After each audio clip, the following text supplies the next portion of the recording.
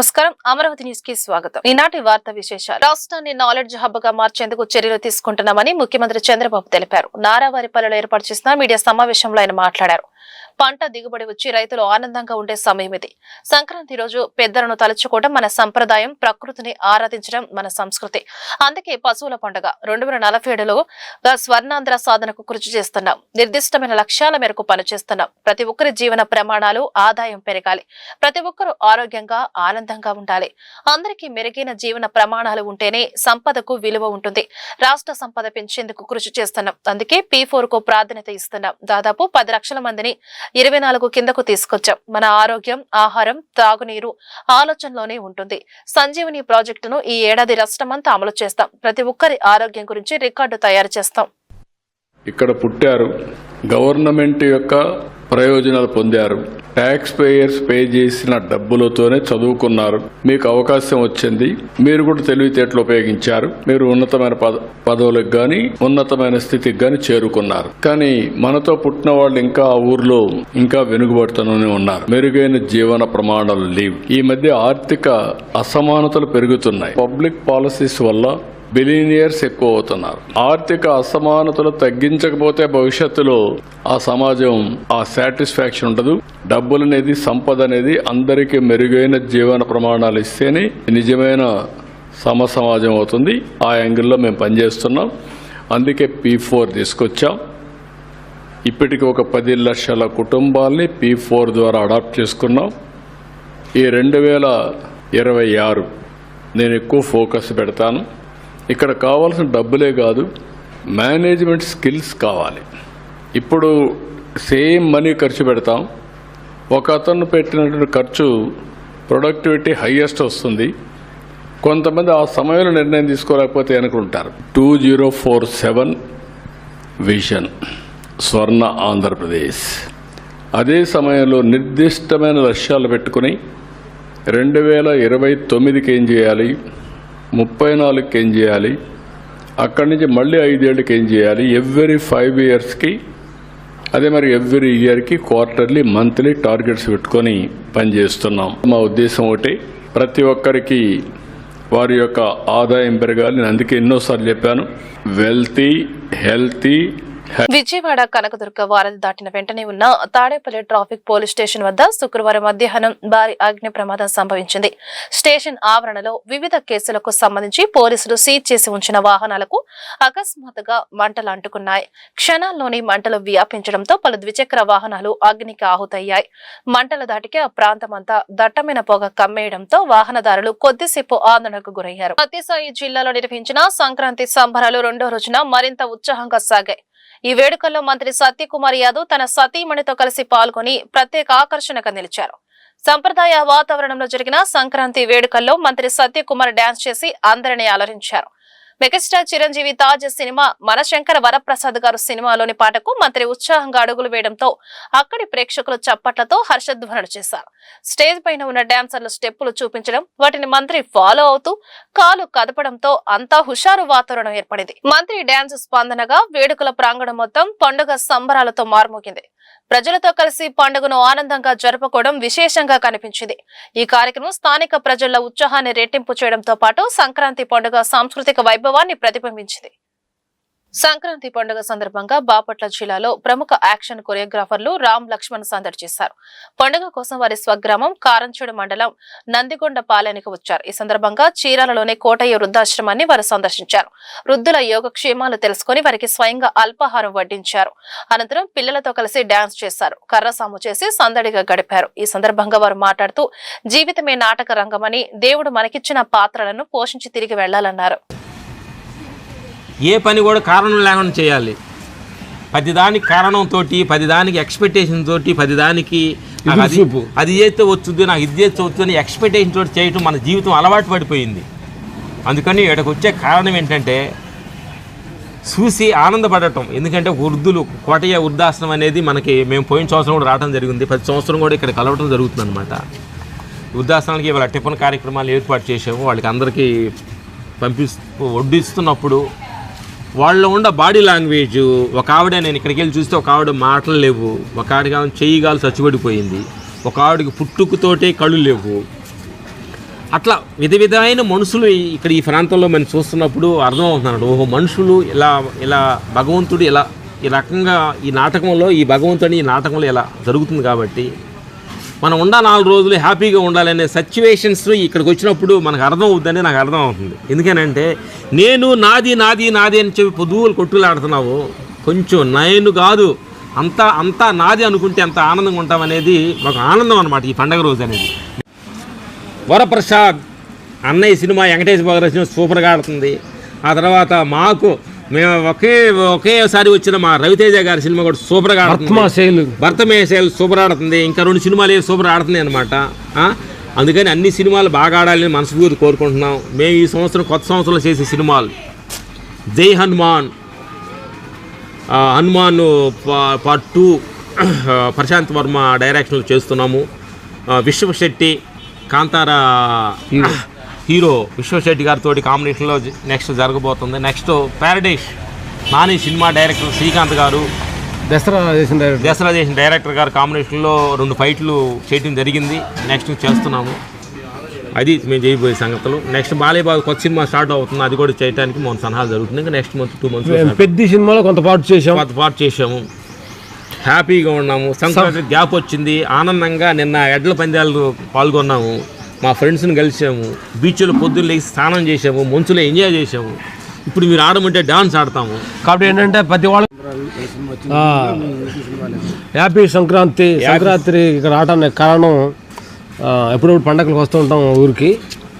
ఈ సంవత్సరం మా సినిమాలు అంటే పండగకు ముందు అఖండ 2 రాజా షాప్ రిలీజ్ అయ్యింది. తర్వాత మా చాలా సినిమాలు రిలీజ్ అయ్యి అన్నీ బాగా ఆడుతున్నాయి. సంతోషం, హ్యాపీగా సంక్రాంతి చూస్తున్న ప్రేక్షకులందరికీ మా హృదయపూర్వక నమస్కారాలు. అన్నయ్య సినిమా సూపర్ హిట్గా ఆడుతుంది అనమాట. చూసి జనం ఎంజాయ్ చేస్తున్నారు.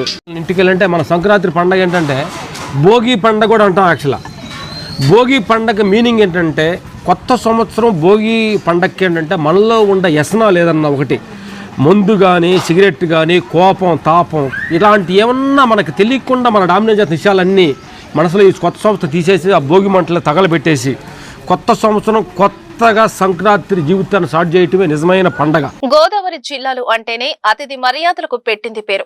తెలిసిన వారు వస్తేనే భోజనం చేయకుండా పంపించిన గోదావరి జిల్లా వాసులు ఇక ఇంటికి కొత్త అల్లుడు వస్తే ఎలా చూసుకుంటారో ప్రత్యేకంగా చెప్పనవసరం లేదు. పశ్చిమ గోదావరి జిల్లా పాలకొల్లు పట్టణానికి చెందిన హారిక శ్రీలక్ష్మికి రాజమండ్రికి చెందిన సాయి సత్యస్వరూప్ తో గత ఏడాది అక్టోబర్లో వివాహం జరిగింది. తొలిసారిగా సంక్రాంతి పండుగకు ఇంటికి వచ్చిన కొత్త అల్లుడికి ఆ అత్తామామలు 145 రకాల వంటకాలతో భారీ విందు ఏర్పాటు చేశారు. అత్తామామల మర్యాదలపై సంక్రాంతి అల్లుడు సంతోషం వ్యక్తం చేశారు. స్వరూప్ అండి, మాది గోదావరి జిల్లా రాజమండ్రి అండి.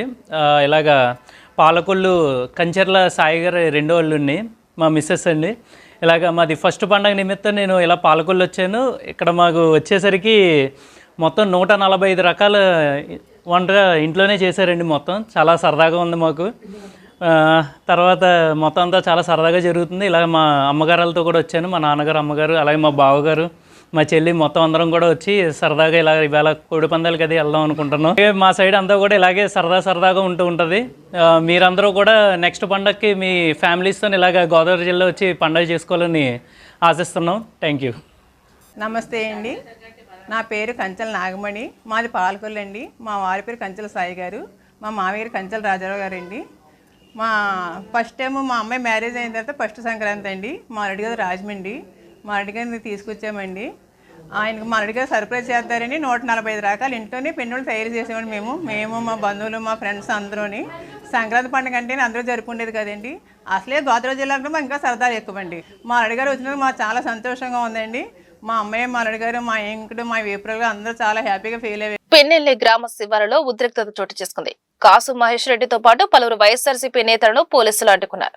పోలీసులకు కాసు మహేష్ రెడ్డికి మధ్య తీవ్ర వాగ్వాదం జరిగింది. సల్మాన్ అంత్యక్రియలకు వెళ్తున్న వైఎస్ఆర్సీపీ నేతలు కాసు మహేష్ రెడ్డి సహా పార్టీ నేతలను అడ్డగించారు. బారికేడ్లతో వైఎస్ఆర్సీపీ నేతలను పోలీసులు అడ్డుకున్నారు. అంత్యక్రియలకు వెళ్తే పోలీసులకు వచ్చిన నష్టమేంటి అంటూ పోలీసుల దౌర్జన్యం నశించాలి కార్యకర్తలు ఆందోళనకు దిగారు. రోడ్డుపై బైఠాయించారు. అంత్యక్రియలు కూడా చేసుకోనివ్వరా అంటూ బంధువులు ఆగ్రహం వ్యక్తం చేశారు. చివరి చూపు కూడా చూసుకొనివ్వడం లేదంటూ ఆవేదన వ్యక్తం చేశారు.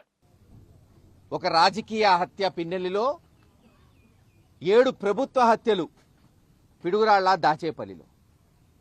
గవర్నమెంట్ వచ్చిన వెంటనే గతంలో మేమేమో శుద్ధి చేసిన కృష్ణా నీళ్ళు ఇవ్వడానికి 200-300 కోట్లతో నియోజకవర్గంలో ప్రాజెక్టులు తీసుకొచ్చి పిడుగురాళ్ళలో నీళ్లు కూడా ఇచ్చాం. కృష్ణా నీళ్లు, శుద్ధి చేసిన కృష్ణా నీళ్లు భారతదేశంలో స్వతంత్రం వచ్చిన తర్వాత మొట్టమొదటిసారి. కానీ తెలుగుదేశం వచ్చి నాకేం చేశారు, ఆ నీళ్ళు ఇవ్వలాక చేతగాక కలుషిత నీళ్ళు ఇస్తే డయేరియాతో, బాబు క్యాన్సరో గుండెపోటో కాదు, నీళ్లు దాగి డయేరియాతో పాపం పిడుగురాళ్లలో 5-6 దాచేపల్లి 2 చచ్చిపోయారు. దిక్కులేదు వాళ్ళకి, ఇప్పటివరకు ఎక్స్గ్రేషియా కూడా ఇవ్వలే ఈ చెత్త ప్రభుత్వం. పిన్నెల్లి గ్రామం ఎలా అభివృద్ధి చేశాం రండి, మీరు కావాలంటే వచ్చి చూడండి. అడుగడుగునా సిమెంట్ రోడ్లు వేసాం, తాగునీటి పథకాలు, ఇళ్లు లేని వాళ్ళకి ఇళ్ల పట్టాలు, రూపురేఖలు మార్చాం. ఏమైంది గెలిచిన రోజు నుంచి 200-300 కుటుంబాలు, గ్రామంలో ఉన్న మైనారిటీలు, బీసీలు, ఎస్సీలు, ఓసీలు, వైఎస్ఆర్సీపీకి ఓటేసిన ప్రతి ఒక్కడు, కార్యకర్త, నాయకుడు ఊరు బయట తరిమేశారు. పోలీసులు అడ్డం పెట్టుకొని ఒక సైడ్ పోలీసులు కొడుతున్నారు, ఇంకో సైడ్ తెలుగుదేశం నాయకులు స్వైర విహారం. పిల్లలు, ఆడవాళ్లు ఈరోజు గుంటూరుకు వచ్చి పాపం సెక్యూరిటీ గార్డులాగా చిన్న చిన్న పనులు రోజు కూలికి పోయి చేసుకుంటున్నారు చాలా కుటుంబాలు, ఎస్సీల్లో, బీసీల్లో, మైనార్టీలు. ఎడనందా 200-300 కుటుంబాలంటే ఈ రోజున సుమారు 800 నుంచి 1000 మంది. గతంలో ఎప్పుడన్నా విన్నామా? పోనీ ఇదే గ్రామంలో చూసామా? దీనికా మీకు అధికారం ఇచ్చింది? దీని కొరకేనా? పాపం 3-4 రోజుల క్రితం ఎస్సీ నాయకుడు అత్యవసర పరిస్థితుల్లో 17-18 నుంచి ఊరు బయట ఉంటుంటే 18 నెలల నుంచి అత్యవసర పరిస్థితులు వచ్చి ఊర్లోకి పోతే, ఇంట్లో ఉంటే ఇంటి మీద దాడి చేసి ఇష్టానుసారం అతన్ని తల మీద కొడితే అక్కడికక్కడే అన్కాన్షియస్ అయిపోయాడు, కోమాలోకి వెళ్ళిపోయాడు. వాళ్ళ తమ్ముళ్ళు పక్కన సహాయం చేసి అంబులెన్స్లో తీసుకెళ్తూ పోలీసులకు ఫోన్ చేస్తే స్పందన లేదు. అక్కడున్న సిఐఎస్ఐ అంటాడు మీరు ఊర్లోకి ఎందుకు వచ్చారంటాడు. ఏం మీ జాగిరాయింది? ఎవరు ఊర్లోకి వాళ్ళు వస్తారు? తప్పు చేసిన వాళ్ళని, కొట్టిన వాళ్ళని అరెస్ట్ చేయాల్సింది పోయి వాళ్ళకి వంత పాడుతున్నాడు అక్కడున్న సిఐ భాస్కర్ రావు, ఎస్ఐలు. కేసు కట్టండాయా, అతను చావు బతుకుల మధ్య ఉన్నా అంటే కేసు కూడా కట్టలా 2-3 రోజులు. విజయవాడ ఇంద్రకీలాద్రిపై వెంచేసి ఉన్న కనకదుర్గమ్మ ఆలయంలో నేడు భక్తుల రద్దీ నెలకొంది. సంక్రాంతి పండుగ సెలవులు ముగియడం మరియు ఈ రోజు శుక్రవారం కావడంతో భక్తులు భారీ సంఖ్యలో తరలివచ్చారు. పండుగ ముగిసిన తర్వాతి రోజు మరియు శుక్రవారం కావడంతో ఇంద్రకీలాద్రికి భక్తుల రాక క్రమంగా పెరుగుతుంది. దీనిని దృష్టిలో ఉంచుకుని అధికారులు ఏర్పాట్లను ముమ్మరం చేస్తారు. ఆలయ ధర్మకర్తల మండలి అధ్యక్షులు బొర్రా రాధాకృష్ణ స్వయంగా క్షేత్రస్థాయిలో పర్యటించారు. అంతరాలయం వద్ద ఉన్న క్యూ లైన్లో భక్తులకు ఎటువంటి ఇబ్బందులు కలగకుండా స్వయంగా పర్యవేక్షిస్తూ లైన్లను క్రమబద్ధీకరించారు. ఉదయం 9 గంటల నుండి విధుల్లో నిమగ్నమయ్యారు. స్కానింగ్ పాయింట్ల వద్ద టికెట్ల వెరిఫికేషన్ ప్రక్రియను పరిశీలించి క్యూ లైన్లను స్వయంగా నియంత్రించారు.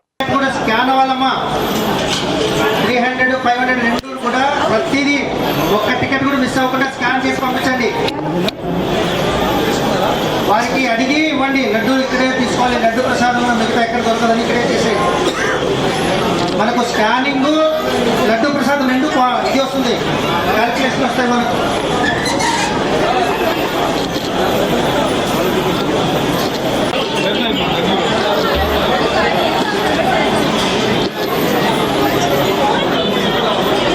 అంజమాన్ పరిరక్షణ కమిటీ ఆధ్వర్యంలో అంజమాన్ సంస్థకు చెందిన 72 ఎకరాల భూమిని కార్పొరేట్ కంపెనీలకు అప్పగించే నిర్ణయాన్ని ప్రభుత్వం విరమించుకోని డిమాండ్ చేస్తూ గుంటూరు అంగరంలోని పాత బస్టాండ్ సెంటర్లో నిరసన కార్యక్రమం చేశారు. ఈ సందర్భంగా కాంగ్రెస్ పార్టీ మాజీ ఎమ్మెల్యే షేక్ మస్తాన్ వలీ, వైసీపీ నాయకులు రసూల్, వైఎఫ్ జిల్లా కార్యదర్శి షేక్ వలీ మాట్లాడుతూ అంజమాన్ భూములను ఈ కూటమి ప్రభుత్వం దోచుకొని చూస్తుందని మండిపడ్డారు. ముస్లిం పెద్దలు, ముస్లిం సమాజం అభివృద్ధి చెందడానికి, ముస్లిం పిల్లలు చదువులకు ఉపయోగపడటానికి ఈ భూములు ఇవ్వటం జరిగిందని తెలిపారు. ఎందుకు ముస్లిం స్థలాలపైన మీ కన్నుపడింది? 99 పైసలకే కార్పొరేట్ వ్యక్తులకు దోచిపెట్టాలని చూస్తున్నారు. ముస్లిం భూమిలే మీకు కనపడ్డాయా అని ప్రశ్నించారు. ఓలమాల ఇచ్చే పిలుపుతో ఈ ప్రభుత్వం కదలాలి. ప్రభుత్వం ఎలాంటి నిర్ణయం తీసుకున్నా ఆ ప్రజల యొక్క ఆస్తి యజమానులకు దక్కాలని డిమాండ్ చేశారు. స్థానిక ఎమ్మెల్యే అంజుమన్ భూములకు వ్యతిరేకంగా ముస్లింలను రెచ్చగొట్టే విధంగా మాట్లాడడం సరికాదని అన్నారు. ఈ భూమిని ఎవరు ఏమీ చేయలేరు, ఒక్క ఇంచు కూడా భూమి ఎక్కడికి పోదని ఎందుకు ఎమ్మెల్యే ప్రజలకు చెప్పలేకపోతున్నారని ప్రశ్నించారు. కూటమి ప్రభుత్వం తీసుకున్న నిర్ణయాన్ని వెనక్కి తీసుకోవాలి, లేకపోతే ఉద్యమాన్ని ఉధృతం చేస్తామని హెచ్చరించారు. అంజుమర్ హమారా హక్ భీ హమారా అనేటటువంటి నినాదంతో రాజకీయ పార్టీలన్నింటినీ కూడా పిలవటం జరిగింది. దీనిలో స్పష్టంగా ప్రతి ఒక్కళ్ళు ఏకాగ్రయంగా భూమిని కాపాడాల్సినటువంటి బాధ్యత ఉంది. కాంగ్రెస్ పార్టీ పక్షాన స్పష్టంగా చెప్పడం జరిగింది. ఎమ్మెల్యే గారి మీద పూర్తిగా బాధ్యత ఉంది. అంజుమన్ అధ్యక్షుడిగా దాన్ని ఏం చేయబోతున్నారు అనేటటువంటిది పాంప్లెట్ మీద పెట్టి ప్రజలకు తెలియచెప్పి అని ఆ విధంగా మీరు బాధ్యత తీసుకోవాలని చెప్పి కాంగ్రెస్ పార్టీ స్పష్టంగా కోరటం జరిగింది. రెండు, కాంగ్రెస్ పార్టీ పక్షాన భూమి దగ్గరికి వెళ్ళాం, భూమిలో రైతాంగంతో మాట్లాడాం, మంగళగిరిలో ఉన్నటువంటి ముస్లిం సోదరులతో మాట్లాడాం. అవసరమైతే ఏ మంత్రి దగ్గర నుంచి లెటర్ వచ్చిందో ఆ మంత్రికి కూడా ఆయన అడుగున అరికాళ్ళు కదిలే విధంగా ఒక ఇన్ఫర్మేషన్ ఇవ్వడం జరిగింది. ఒక్క గజం స్థలం కూడా దీంట్లో తీసుకోవడానికి వీల్లేదనేటటువంటి మాటని కాంగ్రెస్ పార్టీ ద్వారాగా ఆ యొక్క ప్రభుత్వాన్ని హెచ్చరించడం జరిగింది. నేను నేరుగా అడుగుతా ఉన్నాను, ఇవాళ 33,000 పైచిలకు ఎకరాలు అమరావతి తీసుకోవడం జరిగింది. అది కాకుండా 2,500 ఎకరాలు మరి సీలింగ్ ల్యాండ్ ప్రూఫ్ ప్రభుత్వం దగ్గర ఉందంటే దాదాపుగా 36,000 ఎకరాలు ఉన్నాయి. అది కాకుండా ఇంకో 40,000 ఎకరాలు తీసుకుంటా ఉన్నారు. కలిసి 75,000-80,000 ఎకరాలు ఒక రియల్ ఎస్టేట్ బ్రోచర్ వేసేటటువంటి ధనంలో ముస్లింలు ఎవరో పెద్దలు ముస్లిం సమాజానికి, పేదవాళ్ళకి, వితంతువులకి చదువు కోసం ఉపయోగపడటం కోసం ఇచ్చినటువంటి ఈ భూమి మీద ఎందుకు కన్నుబడింది? ఎందుకు 99 పైసలకి నువ్వు కార్పొరేట్ శక్తులు దోచిపెట్టడానికి ముస్లింల భూమి దొరికిందా? మేము నేరుగా అడుగుతా ఉన్నాం. నీ దాదాపుగా 70-80 లక్షల ఎకరాల ల్యాండ్ బ్యాంక్ ఉంది, అక్కడ ఇవ్వండి. ఇచ్చిన వాళ్ళకి ఇంతవరకు రైతులకు న్యాయం జరగట్లేదు. ఈ భూమి కూడా ఆ విధంగా తీసుకుంటే ఉలమా ఎక్రమ్సీ బాధ్యత కలిగిన వాళ్ళు చూస్తూ ఊరుకోరు. వాళ్ళు అన్ని రాజకీయ పార్టీలను తీసుకొని మీరు నేతృత్వం వహించాల్సినటువంటి బాధ్యత ఉంది. ఎందుకంటే ఉలమా ఎక్రమ్ అంటే ఒక గౌరవం ఉంది మా అందరికి. ఉలమా ఎక్రమ్గా నిష్పక్షపాతంగా మాట్లాడతారనే నమ్మకం మాకుంది. వాళ్ళు ఇచ్చే పిలుపుతో ఈ ప్రభుత్వానికి కదలాలి. ప్రభుత్వం దీని మీద ఎటువంటి నిర్ణయం తీసుకున్నా కూడా అది ఆ ప్రజల యొక్క ఆస్తుల యొక్క యజమాని దక్కాలని చెప్పి ఈ సందర్భంగా కాంగ్రెస్ పార్టీ డిమాండ్ చేస్తుంది. ఉలమాలు పెట్టిన మీటింగ్ లో ఇప్పుడు ఎమ్మెల్యే గారు చెప్పి ప్రైవేటీకరణకి వేరే వాళ్ళకి ఇద్దామన్న దాన్ని వాళ్ళు యాక్సెప్ట్ చేస్తున్నట్ట లేకపోతే వ్యతిరేకిస్తున్నట్ట అర్థం కాలేదు. ఉలమా ఎక్రమ్ చెప్పారు, ఆయన ఎమ్మెల్యే గారు ఆయన యొక్క ఆలోచన విధానానికి చినకాకాని మండలంలో 72 ఎకరాల అంజుమన్ సంస్థకు సంబంధించిన స్థలాన్ని నారా లోకేష్ గారు ఓఎస్టీ ద్వారా అదేవిధంగా కలెక్టర్ ద్వారా ఒక ప్రకటన జారీ చేశారు. మేము దీన్ని ల్యాండ్ పూలింగ్ పేరుతో ఇండస్ట్రియల్ కార్యాలయాలకు కేటాయిస్తామని చెప్తా ఉన్నారు. మేము చెప్తా ఉన్నాం, నారా లోకేష్ గారు అది హబీబుల్లా ఖాన్ అని ముస్లిం వ్యక్తి ఆనాడు పేద ప్రజల కోసం ముస్లిం వ్యక్తుల కోసం ఇచ్చారు. మేము చెప్తా ఉన్నాము, వక్ఫ్ బోర్డు స్థలమైనా కానివ్వండి, దేవాదాయ శాఖ స్థలమైనా కానివ్వండి, క్రిస్టియన్ సంబంధించిన స్థలం కానివ్వండి, ఆ యొక్క మతాల వ్యక్తులకు సంబంధించిన స్థలాలు ఆ యొక్క వర్గాల ప్రజల అభ్యున్నతి కోసం వాడాలి తప్పించి మేము తీసుకుంటాము ఇండస్ట్రియల్ కారిడార్కి ఇస్తామంటే అదే నారావారి పల్లెలో మీ తాత ఖర్జూరపు నాయుడు గారి ఆస్తి అయింది మీరు ఇవ్వడానికని మేము ప్రశ్నిస్తా ఉన్నాము. మేము చెప్తా ఉన్నాము, మీరేమన్నా మంగళగిరిలో చెప్తా ఉన్నారు గజం ఎకరం పావులా కాదు 90 పైసలు కాదు ఉచితంగా ఇస్తానని చెప్తా ఉన్నారు. మీ హెరిటేజ్ ఆస్తులు అయితే ఉచితంగా ఇచ్చుకోండి, ఈ మా ఆస్తులు మీరెవరు ఇవ్వడానికని మేము అడుగుతా ఉన్నాం నారా లోకేష్ గారిని. ఖచ్చితంగా మీరు కనుక ఈ నిర్ణయాన్ని వెనక్కి తీసుకోపోతే భవిష్యత్తులో మరిన్ని పోరాటాలు చవి చూడాల్సి వస్తుందని సిపిఐగా హెచ్చరిస్తా ఉన్నాము. ఇది కాంట్రాక్ట్ వాళ్ళకి ఇస్తే ఈ భూమి ముస్లిం సమాజం అభ్యున్నతికి పనికి వస్తుందని ఎమ్మెల్యే చెప్తా ఉన్నారు కదా, దాన్ని మీరు ఎట్లా ఇది చేసుకున్నారు? ఇదే ఎమ్మెల్యే గారు నజీర్ అహ్మద్ గారు ప్రతిపక్షంలో ఉన్నప్పుడు ముస్తఫా గారు అంజుమన్ సంస్థకు 5 ఎకరాలు స్థలం కేటాయించాలని కోరితే నజీర్ అహ్మద్ గారు ఆనాడు పోరాటం చేశారు దీనిపైన వ్యతిరేకంగా. మేము ఆయన వ్యాఖ్యలను కూడా ఆయన విజ్ఞతకే వదిలేస్తున్నాము. ఖచ్చితంగా ఇది ఈ 72 ఎకరాలను కనుక ప్రైవేటీకరణ చేస్తే మీరు కూడా ముస్లింలకి ద్రోహం చేసిన వ్యక్తుల్లో నిలబడిపోతారని ఈ సందర్భంగా తెలియజేస్తారు. జిల్లా మజ్లిస్ ఉలమా జమాయతుల్ ఉలమా వారి ఆధ్వర్యంలో అంజుమన్ సంబంధించినటువంటి 70 ఎకరాల భూమిని ఈ ప్రభుత్వం తనదైన శైలిలో దోచుకోవాలని చెప్పని ఈరోజు వాళ్ళు రూపకల్పన చేస్తే దాన్ని వ్యతిరేకిస్తూ పెద్ద ఎత్తున ఈరోజు ఆందోళన కార్యక్రమానికి శ్రీకారం చుట్టి ఈరోజు ఈ కార్యక్రమానికి అన్ని రాజకీయ పార్టీ నాయకులు, అన్ని ఇతర సంఘాలు, ప్రజా సంఘాలు గారు కూడా వచ్చి వారి యొక్క నినాదాన్ని కూడా ఈరోజు ప్రకటిస్తూ ఉంటే, సాక్షాత్తు ఎమ్మెల్యే ఇక్కడ భూమిని కాపాడాల్సినటువంటి శాసనసభ్యుడు ఎమ్మెల్యే చెప్తా ఉన్నాడు, ఈ భూమిని మేము లీజుకిస్తాం, మేము ఎవరితో అయినా పోరాడతాం, మేము ఎవరినైనా ఎదురు తిరుగుతాం, మీరు కావాలంటే మా దగ్గర రండి, మేము సమాధానాలు చెప్తామని చెప్పని వ్యతిరేకమైనటువంటి మాటలు మాట్లాడి ఇక్కడ రెచ్చగొట్టే వ్యాఖ్యలు చేయడం ఎంతవరకు సమంజసం అని చెప్పని అడుగుతా ఉన్నా. నిన్ను ఇక్కడ 1,60,000 మంది ముస్లింస్ ఓట్లేసి గెలిపిస్తే నువ్వు చేసే పని ఇదేనా? అంజుమన్ అధ్యక్షుడిగా నీకు బాధ్యత లేదా? వక్ఫ్ బోర్డ్ డైరెక్టర్ గా నీకు బాధ్యత లేదా? శాసనసభ్యుడిగా నీకు బాధ్యత లేదా? ఈ భూమిని నేను కాపాడుతాను, ఇందులో అంగుళం భూమి కూడా పోదు, ఇది నా బాధ్యత అని ఎందుకు ఎమ్మెల్యే చెప్పలేకపోతా ఉన్నాడు? ఎందుకు ఎమ్మెల్యే యొక్క నోట్లో నుంచి ఆ మాట రావట్లేదు? దీని వెనుకున్నటువంటి కుట్రేంది? నీకు ఎంత వాటా ఉంది? నీ ప్రభుత్వానికి ఎంత వాటా ఉంది? నీ వెనుకున్నటువంటి నాయకులకు ఎంత వాటా ఉందనే విషయాన్ని కూడా చాలా స్పష్టంగా ఇక్కడ ప్రజానికానికి తెలియాలి. దిసిగ్గుగా ఎమ్మెల్యే మాట్లాడుతా ఉన్నాడు, నేను డెవలప్మెంట్ కి ఇస్తా, కావాలంటే నాతో పడి ఎవరైనా పోరాడండి అని చెప్పని. ఇది ఎంత దుర్మార్గం! నీ వల్ల కాదు కదా, మీ యొక్క ప్రభుత్వం కూడా ఈక కూడా దాంట్లో నుంచి తీసుకెళ్లలేదు. గుప్పెడు మట్టి కూడా ఈ గుంటూరు సమాజం, ఈ గుంటూరు యావత్ ముస్లిం జాతి గుప్పెడు మట్టి కూడా తీసుకెళ్లనివ్వదనే విషయాన్ని కూడా చాలా స్పష్టంగా తెలియజేసుకుంటూ ఈ ప్రభుత్వాన్ని హెచ్చరిస్తా ఉన్నాం. ఇప్పటికైనా విరమించుకోవాలి, లేకపోతే పెద్ద ఎత్తున ఆందోళన వైఎస్ఆర్ కాంగ్రెస్ పార్టీ తరఫున కూడా మేము చేపట్టడానికి, అదేవిధంగా కోడి కత్తులు తయారు చేసే ముఠాను గుట్టురట్టు చేసిన నల్లపాడు స్పెషల్ బ్రాంచ్ పోలీసులు.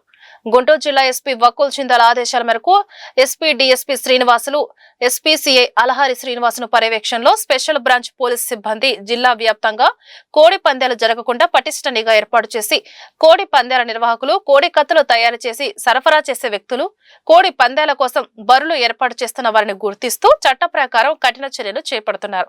ఈ క్రమంలో నల్లపాడు స్పెషల్ బ్రాంచ్ పోలీస్ వారికి అందిన విశ్వసనీయ సమాచారం మేరకు నల్లపాడు పోలీస్ స్టేషన్ పరిధిలోని నాయుడుపేట అంబేద్కర్ కాలనీలోని ఒక నివాస గృహంలో కోడి కత్తులు తయారు చేస్తూ వాటికి సాన పెట్టి అక్రమంగా వ్యాపారం నిర్వహిస్తున్నట్లు తెలిసింది. ఈ సమాచారాన్ని ఎస్బీసీఐకి తెలియజేయగా ఆయన ఆదేశాల మేరకు నల్లపాడు పోలీస్ స్టేషన్ సిబ్బంది సహకారంతో సదరు ఇంటిపై దాడి నిర్వహించగా బండి బాలచంద్ర, తండ్రి బ్రహ్మయ్య, వయసు 49 సంవత్సరాలు, నివాసం శ్రీనివాసరావు పేట అదుపులోకి తీసుకున్నారు. దాడిలో భాగంగా అక్కడ ఉన్న 60 కోడి కత్తులు, 3 కోడి కత్తులకు సానపెట్టే మిషన్లను స్వాధీనం చేసుకుని తదుపరి విచారణ నిమిత్తం నల్లపాడు పోలీస్ స్టేషన్ కు తరలించారు.